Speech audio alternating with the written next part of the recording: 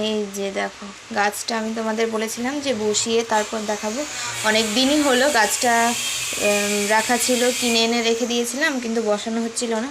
তো এই যে দেখো টবটাও কিন্তু আমি সঙ্গে সঙ্গে নিয়ে এসেছিলাম, আর হোয়াইট কালারের টবটা রেখেছি আমি। আর এই যে গোবর সার আর মাটি দিয়ে বসিয়েছি। তো দেখো গাছটা কত সুন্দর লাগছে। এই যে আজকে মনে হচ্ছে যেন গাছটা পূর্ণতা পেল। তা আমি এটা ভেবেছি এখানে না, একটু ভেতর দিকে রাখবো, এই যে এখানটায়। আর এই গাছের সঠিক পরিচর্যা কিভাবে করতে হয় তোমরা যদি কেউ জেনে থাকো তো আমাকে অবশ্যই বলো। তাও গাছটার নামও আমি আর একবার বলে দিচ্ছি, এটা হচ্ছে রাবার প্ল্যান্ট। তো এই যে দেখো সুন্দর লাগছে, আমার তো বেশ ভালো লাগছে। এই পাতাটা জানি না, এটা দোকান থেকে যখন নিয়েছি নার্সারি থেকে তখনই এটা ফাটা ছিল। এই যে দেখো এখান থেকে কিন্তু আর একটা পাতার বেরোচ্ছে। এই যে খুব সুন্দর লাগছে একদম। এই পাতাটা না আমার দেখে মনে হচ্ছে জামের গাছের পাতা।